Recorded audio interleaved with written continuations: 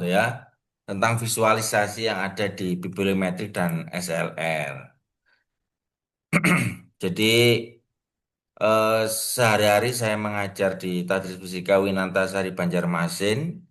Saya juga masih studi di UNS tahun 2025 atau sekarang masuk mulai semester 3. Selain menjadi bagian dari Mandela Advisor Community, saya juga anggota Relawan Jurnal Indonesia. Wah, dan Ibu saya juga punya blogger, biasanya event yang saya ikuti atau saya menjadi pematerinya, narasumbernya, maka saya akan share juga di blogger. Tapi untuk praktek simulasinya ya nanti Bapak dan Ibu bisa mencobanya masing-masing. Oke, Bapak dan Ibu. Jadi ada dua istilah yang mungkin kita sering bingung gitu ya. Mana itu SLR dan mana itu bibliometrik. Ya, yang paling mudah dulu aja Bapak dan Ibu bibliometrik. Kalau bibliometrik ini dia hanya mengkuantisasi aja ya. Jadi data yang ada itu dikuantisasi, kemudian dijadikan dari rumusan masalah, dieksplor. Jadi dia tidak menimbulkan sesuatu yang berbeda atau meneliti berapa jumlah artikelnya dan seterusnya. Nah, kalau systematic literature review ini nanti seperti mencari riset gap. Jadi apa hasil penelitian yang diungkapkan oleh si A tahun sekian, tahun 2015 sampai 2025, 2016 sampai 2026 dan seterusnya, itu nanti akan ditarik ke belakang dan ke depan. Apa yang sudah diteliti dan apa rekomendasi penelitian selanjutnya. Jadi itu biasanya systematic literature review, sedangkan bedanya bibliometrik hanya kuantisasi saja. Berapa jumlah artikel yang sebenarnya ideal? Itu biasanya jadi Q&A ya. Jadi question and answer-nya apa? Nah, kalau misalnya kita tanya yang ideal karena bibliometrik ini berkaitan dengan data yang kuanti saja, maka bibliometrik ini idealnya dia lebih dari 50 atau lebih banyak dibandingkan dengan SLR. Tapi kalau SLR dia bisa kurang dari 50. Yang terpenting antara rentang waktu tahunnya sama rumusan masalahnya bisa kita ulas di situ. Nah, tapi jangan sampai kita beranggapan tolak ukurnya adalah jumlah penelitian dan seterusnya. Selain tolak ukurnya jumlah penelitian dan seterusnya, dia juga dipengaruhi oleh bagaimana kita menggambarkan penelitian lanjutan. Jadi kalau bibliometrik ini dia nggak ada penelitian lanjutannya. Tapi kalau SLR ini dia ingin melanjutkan masa depan penelitiannya. Nah, biasanya yang eh, tertarik jurnal artikel itu ketika SLR itu adalah apa masa depan penelitian yang akan dikaji. Sehingga kita jadi tahu apakah itu hal yang baru atau sudah lewat atau seperti apa. Nah, visualisasinya sebenarnya hampir sama. Cuman bedanya ketika systematic literature review, maka dia biasanya lebih ada pada peta sebaran saja. Di peta sebaran misalnya autor, jumlah artikel publikasi dan seterusnya. Kenapa kamu menggunakan peta? Yang mungkin lebih menarik, gitu ya. Kemudian menggunakan post viewer, kemudian yang paling banyak menggunakan visualisasi bibliosini. Hampir sama dengan SLR bibliometrik, dia juga bisa menggunakan tabel atau grafik, dia juga menggunakan post viewer dan menggunakan visual bibliosini. Cuman kenapa sih kok peta ini saya sebutkan? Karena peta ini lebih banyak ditampilkan di artikel-artikel yang sifatnya systematic literature review. Ya, jadi kalau SLR itu lebih banyak peta dan seterusnya. Sedangkan bibliometrik, sekalipun dia mencantumkan negara, banyaknya jumlah dan seterusnya, dia hanya biasanya ditampilkan oleh tabel atau grafik. Oke, yang pertama, bagaimana visualisasi bibliometrik itu digambarkan? Jelasnya dia membuat tabel atau grafik dari data yang dihimpun, bisa menggunakan Excel kemudian di plotting. Ya, diplot itu berarti dibuatkan tabel atau grafiknya. Nah, Force Viewer sama juga dengan SLR, dia adalah output basis data indeksasi, ya. Jadi misalnya Scopus, Web of Science, Dimension, dan itu ya mungkin yang PubMed gitu ya, itu yang bisa ditetap oleh Foursquare. Atau bisa juga menggunakan ya, manajemen referensi. Jadi bisa kita tahu bagaimana gambarannya menggunakan manajemen referensi. Sekalipun gambar yang ditampilkan pada manajemen referensi itu tidak lebih bervariasi dibandingkan dengan data yang benar-benar kita ekspor dari basis data indeksasi. Yang terakhir, visualisasi biblis ini menggunakan aplikasi RStudio yang nanti akan kita simulasikan bagaimana penggunaan dan cara downloadnya masing-masing. Nah, ini kira-kira kurang lebih bibliometrik gitu ya. Jadi ada word cloud ya, jadi berupa kata-kata juga bisa menggunakan bibliometri ini 3 point ya, 3 field point. Jadi apa yang menjadi bagian dari penelitian itu, kemudian juga bisa mendengar annual publication, ini bisa dibuat menggunakan plotting Excel, bisa juga menggunakan bibliometri ini. Nah, yang sebelah kiri ini dia berpikir tentang Foursquare. Jadi Foursquare-nya apa yang ada di situ. Nah, kemudian kalau visualisasi SLR, dia lebih pada penggunaan pembuatan peta. Jadi penggunaan peta itu lebih menarik dibandingkan dengan menggunakan tabel atau grafik. Ya, jadi Bapak dan Ibu, cirinya kalau nanti menggunakan peta, maka dapat menggunakan Excel dan aplikasi Biblis ini. Nanti akan kita demonstrasikan atau simulasikan. Kemudian ada Foursquare, ya, sama dengan tadi, yaitu basis data atau manajemen reference. Kemudian juga ada Visual Biblis ini, sama juga dengan yang tadi, ini menggunakan aplikasi RStudio. Nah, ini bisa kita lihat ya, kalau ini jelas gambarnya dari Biblis ini ya, karena dia menggambarkannya tidak sejelas itu ya, tidak jelas dengan Excel ya. Cuman di sini sudah ada legendanya. Kemudian ada juga yang menggunakan tren ini, dia menggunakan Biblis ini atau diketik dalam Excel, kemudian diplotting, kemudian nanti diketahui berapa jumlahnya.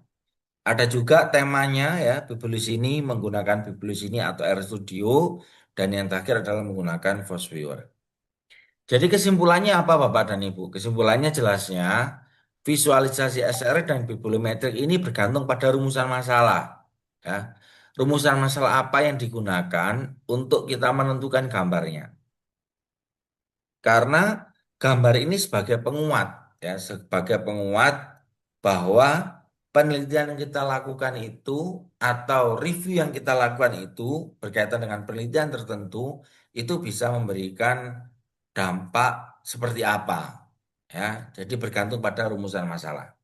Dan setiap penelitian yang berbau literatur review atau systematic literatur review maka sebaiknya menggunakan rumusan masalah. Bisa ditaruh di bab 1, ya, latar belakang yang bahas sendiri. Bisa juga ditaruh di bab 3, ya. Jadi metode penelitiannya bisa juga ditaruh di situ. Ya, ini menentukan kita artikel kita untuk bisa ditarik atau dilirik oleh Scopus, jurnal-jurnal Scopus. Sehingga bisa menjadi masukan bagi mereka agar bagaimana menggambarkan eh, artikel yang sudah didata tadi berupa bibliometrik ataupun SLR. Nah, kemudian dengan adanya visualisasi ini, ya, ini membantu autor untuk mendapatkan seperti apa gambarannya, ya, seperti apa gambarannya dengan mengikuti citasi keterangan AI. Ini daftar pustaka untuk yang wajib ketika kita menggunakan RStudio ini adalah ini. Arya M. Curculo C 2017 Biometric and Air Tool. Karena ini diminta langsung oleh penemunya ketika menggunakan eh, aplikasi RStudio. Baik Bapak dan Ibu, nanti langsung kita simulasikan saja. Pertama kita simulasikan di Excel.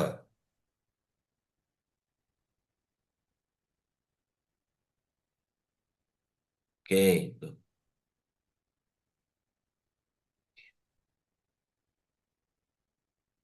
Bentar, bentar, bentar.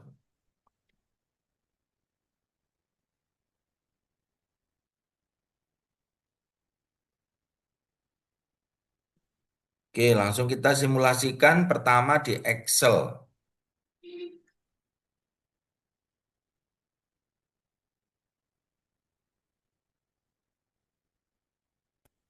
Oke, langsung kita ketemu Excel. Ini ada data seperti ini Bapak dan Ibu, ada Lampung, Aceh. Ini data se- semacam sebaran saja Bapak dan Ibu. Setelah itu kita blok ya. Kalau misalnya kita menggunakan peta pada Excel. Tapi kalau pada Bibulus ini, maka untuk Indonesia dia tidak bisa. Maka kita harus menggambarnya kembali. Setelah itu kita klik insert, setelah itu kita klik recommended. Get ya. Catnya seperti apa, setelah itu kita klik mapnya seperti apa. Ya. Setelah itu kita klik OK,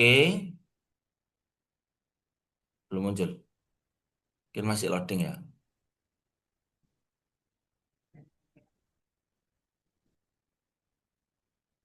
Saya ulangi lagi.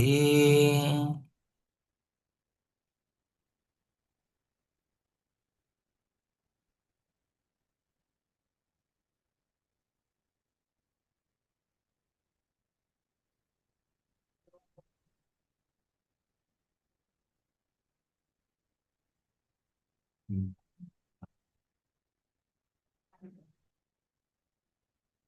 Bentar, bentar, bentar, bentar. Nggak keluar sih datanya.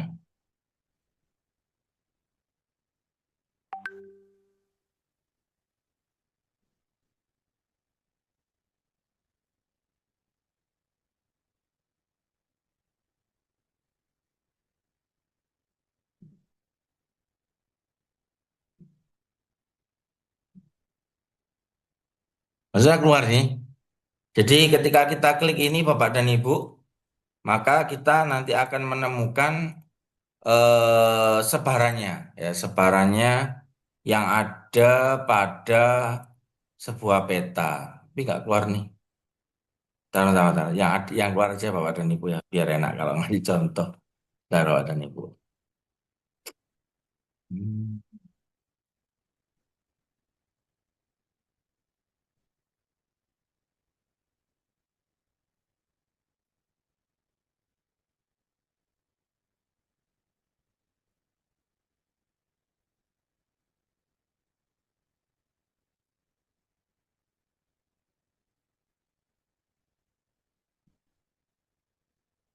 Oke, sebentar. Saya keluarkan dulu aja yang sudah ada gambarnya. Nanti nggak keluar, mungkin ada salah rumus ya. Jadi ini saya keluarkan gambarnya, saya blok gitu ya Bapak dan Ibu. Setelah itu nanti kita akan menggambar petanya, ya Bapak dan Ibu ya. Nah ini harusnya keluar sudah ini apa namanya gambar petanya. Atau ini jaringannya mungkin apa-apa ya. Jadi kurang lebih itu caranya kalau kita misalnya menggunakan peta. Nah, sekarang bagaimana kalau misalnya menggunakan post viewer ya? Nah, saya sudah entry apa belum ya? Udah mungkin ya. Nah, sekarang bagaimana kalau misalnya ini sudah peta? Sekarang bagaimana kalau misalnya kita menggunakan post viewer? Post viewer ini memang yang paling mudah itu adalah dari Scopus dan WOS. Ya, dari dimension itu saya belum bisa menggambarkan seperti apa gambarnya. Jadi ini kita tinggal create ya. Kemudian kita pilih create a map. Mungkin Bapak dan Ibu sudah hafal juga. Kemudian kita pilih read kalau misalnya dia didapatkan dari database. Kemudian kalau misalnya kita menggunakan referensi manager, maka kita pilih menggunakan read data from referensi manager. Kita klik klik nextnya. kita pilih Scopus, ya. Setelah itu kita pilih datanya. Kita pilih yang da-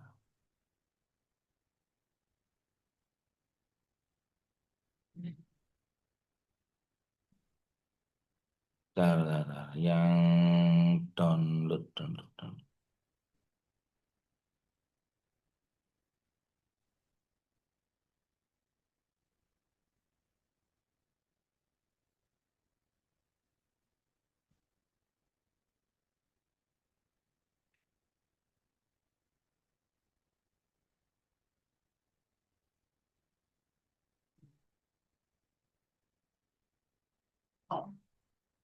Kita pilih ya, misalnya dia dimension publication ya.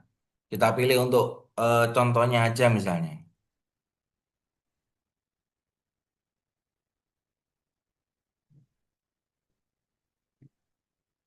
Misalnya kita pilih dokumen dimension aku ya. Kita pilih,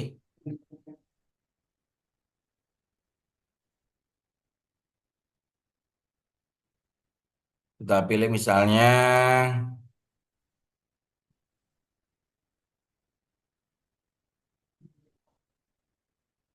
ini dia nggak ada apa namanya kata kuncinya ya. Jadi ketika kita memilih kata kuncinya citation, dia tidak mau memilih gitu ya. Dia tidak mau jadi adanya ini.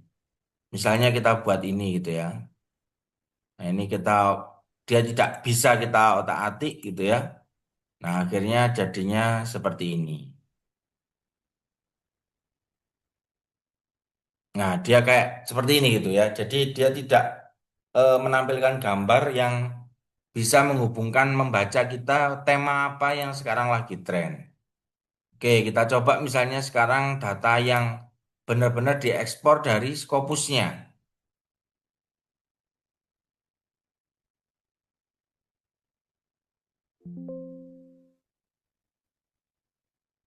Nah, kita pilih robot ini ya. Ini Scopus. Oh, bentar.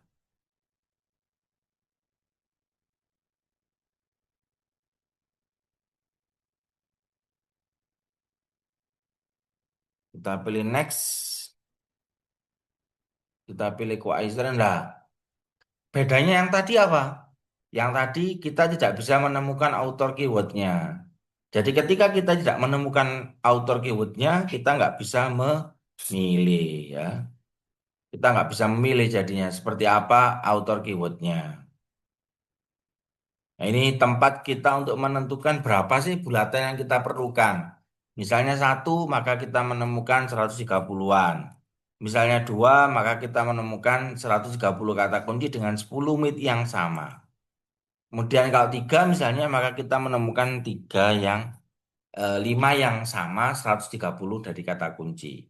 Maka kita buka yang anggap saja yang pertama ya. Jadi kita buka yang pertama yang tidak ada hubungannya tidak kita centang. Misalnya artikel, kemudian education teknologi, ada women sudah.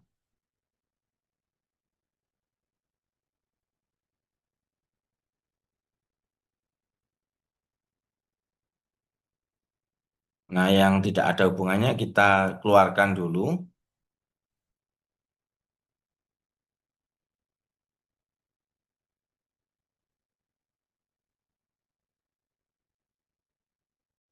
Kita ambil ini.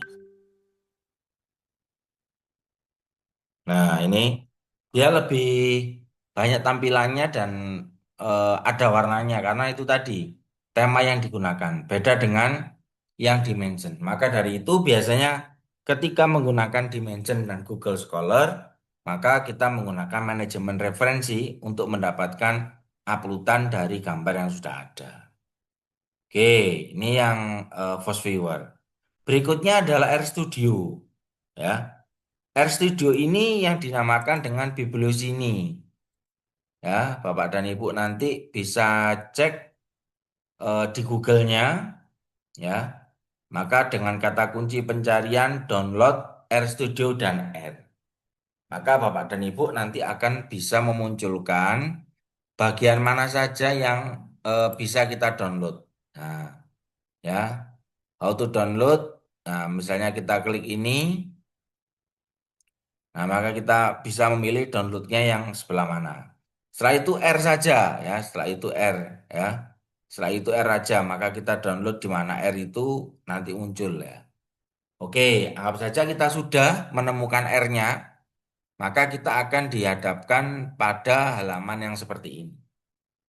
Nah, kalau sudah di halaman seperti ini, maka metrik bibliosini ini kita copy, ya, kita pastekan di sini, kita pastekan di sini. Setelah itu kita baru klik run, lari, atau dalam bahasa lainnya dia mencoba memprogramkan diri. Nah, anggap saja sudah nanti sambil jalan pelan-pelan bisa ikuti gitu ya. Nah, kalau sudah maka kita akan masuk di halaman seperti ini. Nah, bedanya apa antara bibliometrik sama Foursquare? Kalau Foursquare tadi itu dia cukup satu kali saja untuk bisa menampilkan semua gambaran petanya, ya. Tapi kalau Bibulus ini dia butuh internet, ya, dia butuh internet. Jadi kalau tadi dia cukup sekali mencari apa yang kita perlukan, maka nanti bisa dibawa kemana-mana.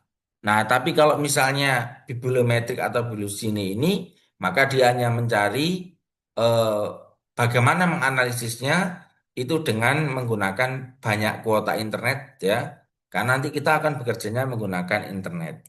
Setelah itu kita klik data, kita klik impor, ya. Kita klik impornya, ntar sambil praktek dulu. Habis itu nanti kita ganti dengan Pak Budi Setiawan.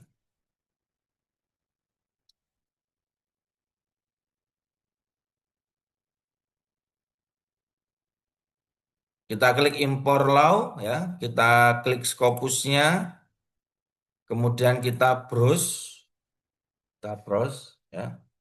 Kemudian setelah itu kita ambil datanya, misalnya saya punya ada data,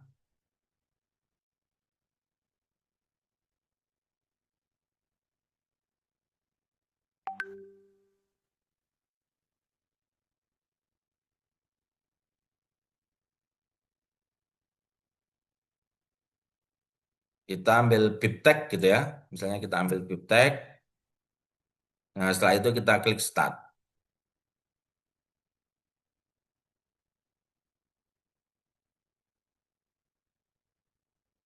Benar, ini kayaknya bibliosi ininya juga terputus dengan internet ini. Bentar, bentar. Kita coba lagi dulu ya Bapak dan Ibu.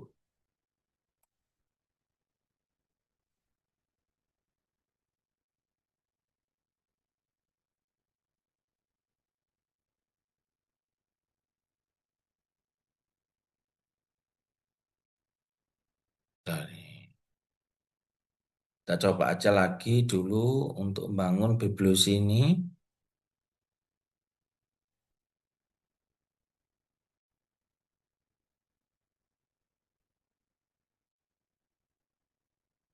Bentar, kita tunggu.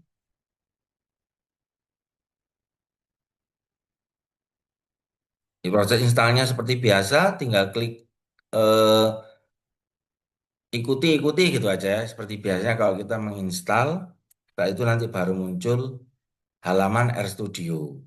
Setelah itu kita copy bibliometrik bibliosininya. Bentar, sih kok belum muncul ini.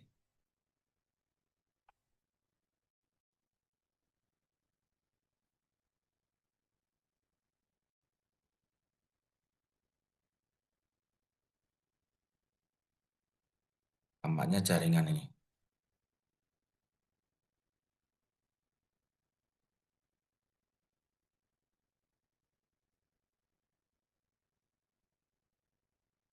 Ya, muncul. Bentar, bentar.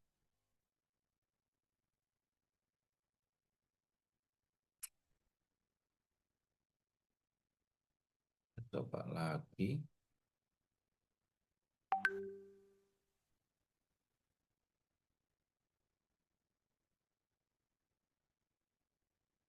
Bentar, bentar, bentar, bentar.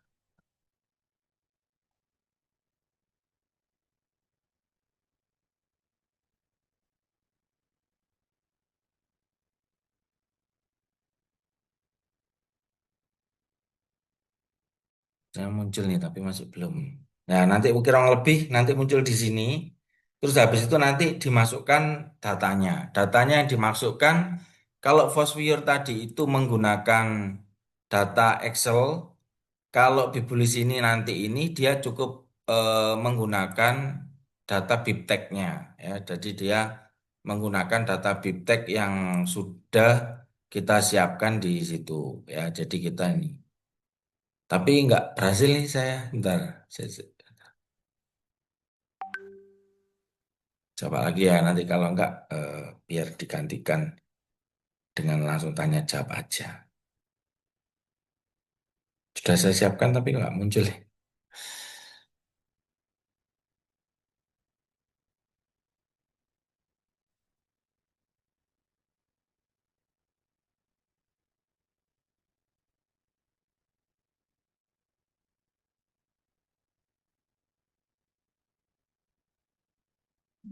My God, ada pertanyaan di chat. Oh ya, siap, siap, siap.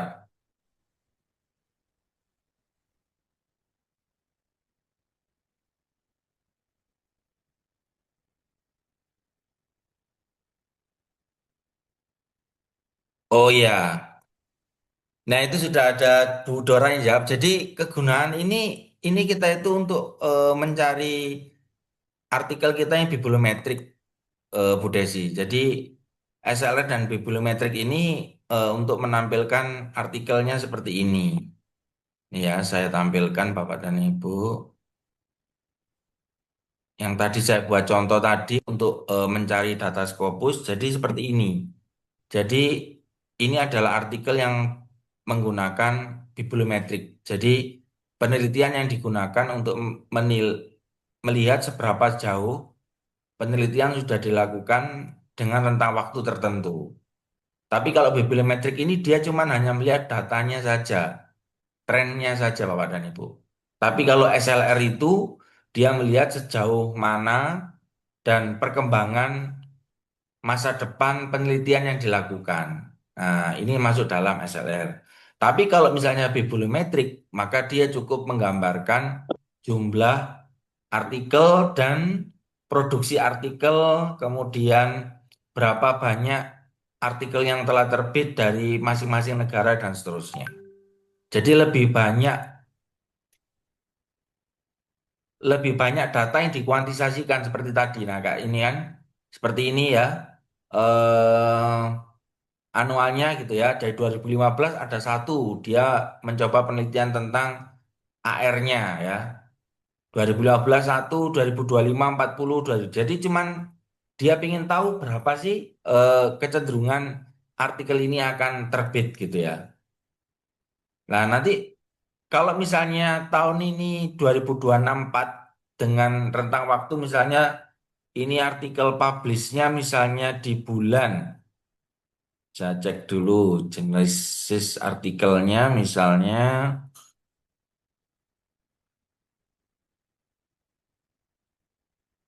Nah, ini ya, misalnya 19 bulan 4. Nah, apakah nanti kalau misalnya sampai akhir tahun 2026, ini apakah sama menyamai 40 itu atau dia tetap kurang dari 40 artikel? Nah, ini nanti yang akan menentukan sejauh mana bibliometrik ini menggambarkan tren riset penelitian kita. Tentunya visualisasi ini digunakan untuk menggambarkan apa yang sudah kita temukan. Jadi apa yang kita temukan itu kita gambarkan kembali dalam bibliometrik. Nah, gambaran tadi itu bisa menggunakan data plotting yang sudah kita kumpulkan seperti Excel tadi itu. Kemudian yang kedua adalah data dari eh, ekspor, ya, data dari ekspor Scopusnya atau dimensionnya atau Google Scholar-nya. Kalau Google Scholar lewat Paris Publish or Paris ya, baru setelah itu kita nanti buat datanya. Nah, ini adalah data-data yang kita tampilkan biasanya di bibliometrik. Jadi memang agak mirip ya antara bibliometrik sama SLR. Cuman kalau SLR itu dia lebih mencari riset gap-nya. Kenapa kok artikel ini cuman sekian?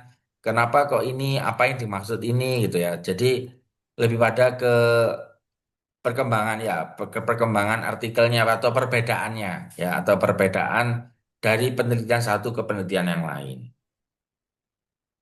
Nah, ini dia juga menggunakan Force Viewer, tapi dia menggunakan co-authorship ya. Jadi yang tadi, yang tombol tadi itu, misalnya kita coba grid-nya,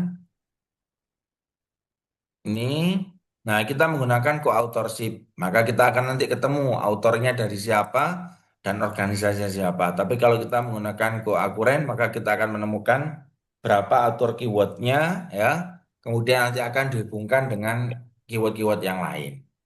Nah, ini biasanya dikemukakan di latar belakang atau di bagian kajian pustaka ketika kita menganalisis apakah ada gap penelitian atau tren penelitian yang sudah ada, baik itu menggunakan SLR ataupun itu menggunakan bibliometri. Tapi mohon maaf nih, apa bibliometri ininya saya nggak berhasil karena mungkin dia butuh internet gede mungkin ya. Ini saya coba run gitu ya. Dia masih belum berhasil. Harusnya nanti di sini ada tulisan seperti R-nya, lanjutannya seperti apa, nanti muncul di halaman Edge. Ya, halaman Edge-nya nanti akan dia muncul di sini, bibliotekan. Oh ya, ini sudah muncul. Langsung kita coba aja ya. Jadi apa jaringannya yang kurang. Langsung aja kita demonstrasikan. Sebentar ya, Mas Zaini.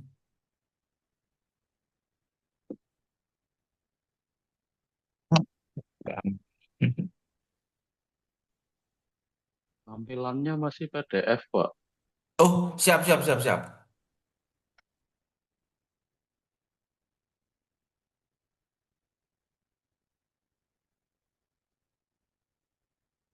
Oke. Oke, kita coba Scopus, ekspor, kemudian kita klik startnya. Tadi kan kayak seperti hang gitu, nggak muncul.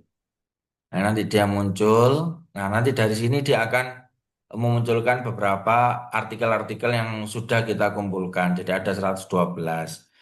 Saya bukan berarti Scopus ini raja segalanya, bukan. Tapi karena memang kerapian metadata dari Scopus dan Web of Science, PubMed dan seterusnya itu membuat dia lebih mudah untuk digambarkan. Nah, kalau sudah ketemu gambar seperti ini, berarti dia sudah bisa dianalisis bagian mana yang nanti yang akan jadi analisisnya. Ini kita klik close ya.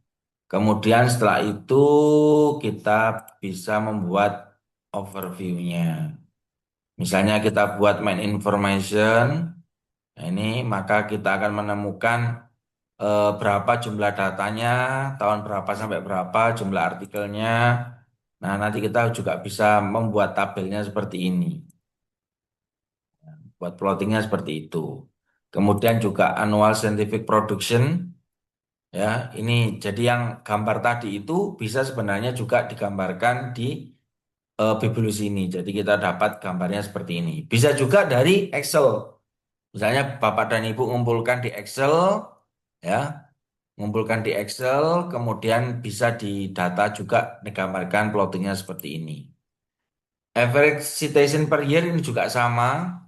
Ini juga bisa kita manualkan dari data yang sudah kita kumpulkan di awal.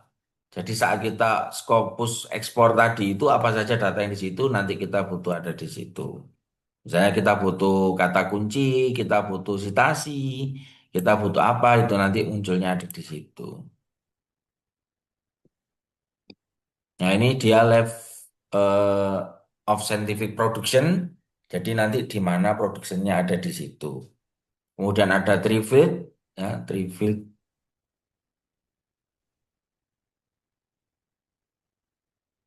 Nah, biasanya kalau error seperti ini berarti ada bagian yang tidak sesuai. Misalnya kita buat keywordnya,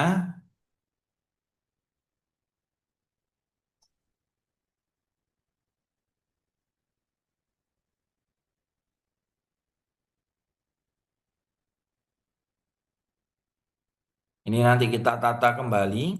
Bentar, mau nggak dia ya? Duh, masih error, sebentar, bentar. Ini tinggal kita tata kembali.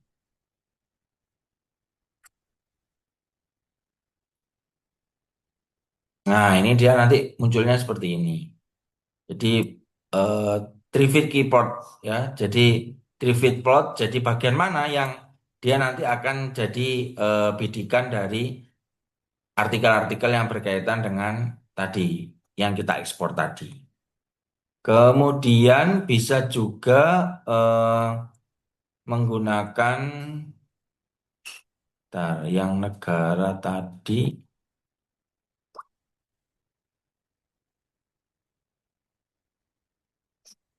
Nah, ini negara, maka kita bisa menggunakan ini corresponding.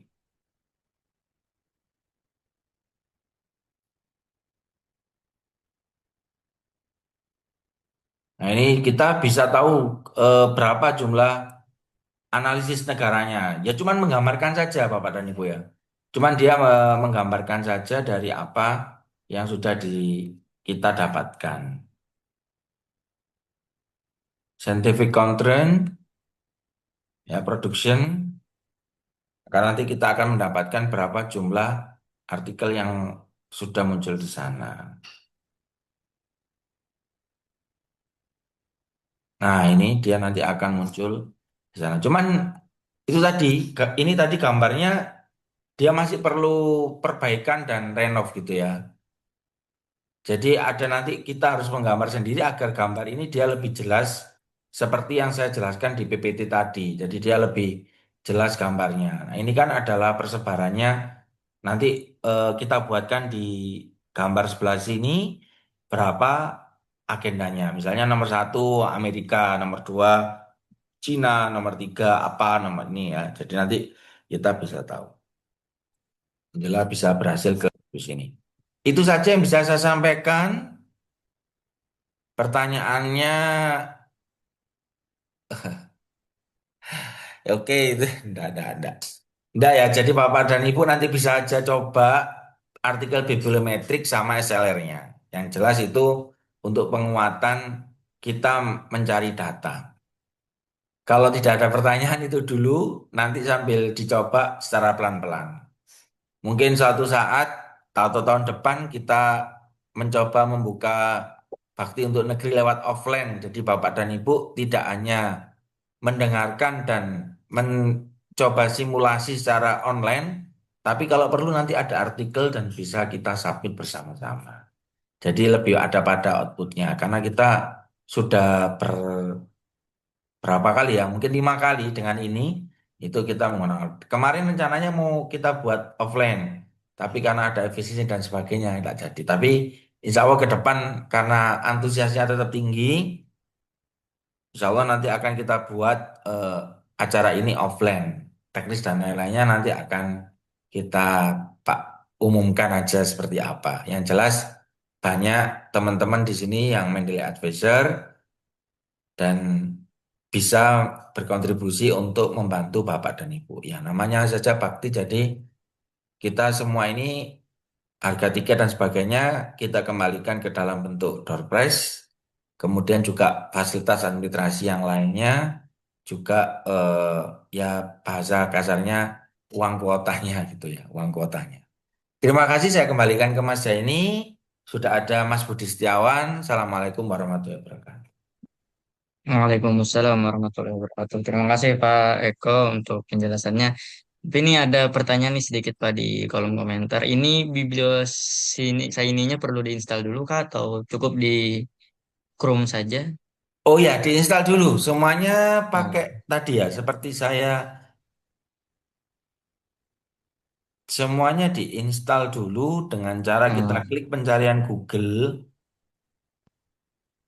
Bentar. Jadi kita klik pencarian Google, nanti dia akan muncul di RStudio. Jadi kita klik kata kuncinya dengan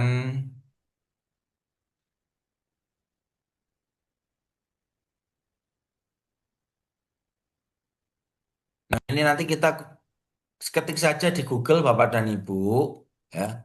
Kita klik saja Bapak dan Ibu, download RStudio. Nanti akan muncul pilihannya. Nah, ini bisa dipilih, ini bisa dipilih Bapak dan Ibu. Nah, ini nanti bisa dipilih juga. Nah, nanti kita muncul installing RStudio. How to download, nanti bisa juga ini diklik. Nah, nanti di sini nanti akan muncul install R-nya seperti apa, kemudian RStudio-nya sendiri. Jadi ada RStudio, ini yang RStudio-nya, yang berjalan ini adalah R-nya. Ya, yang berjalan ini adalah R-nya. Dan itu nanti akan membantu kita untuk memvisualisasikan gambaran yang ada pada artikel yang sudah kita kumpulkan. Gitu. Ya mudah-mudahan nanti bisa membantu Bapak dan Ibu. Mohon maaf kalau saya kurang memuaskan untuk penjelasan materinya. Yang jelas kalau artikel bibliometrik sama SLR juga ada harapan untuk bisa masuk ke Scopus ya atau Sinta 2. Yang penting bisa mengakomodir semua artikel yang ada di situ kemudian merekomendasikan. Jadi kalau SLR itu bahasa rumusan masalah yang paling penting adalah bagaimanakah masa depan. Nah, masa depan penelitian. Kalau saya misalnya tentang miskonsepsi, bagaimana masa depan penelitian tentang komputer dan AI, ya itu yang paling ditunggu oleh Scopus.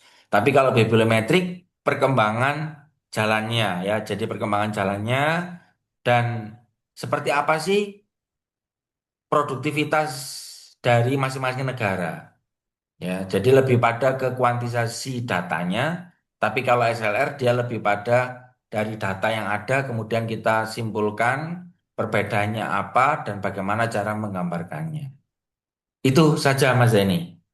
Baik, terima kasih Pak Eko atas penjelasannya, penjelasan tambahan dari pertanyaan peserta tadi. Eh, Luar biasa ya penjelasannya terkait dengan bibliografi ataupun SLR. Mungkin ada yang ingin bertanya tambahan mungkin, atau mungkin bisa kita skip langsung ke materi terakhir kita pada hari ini.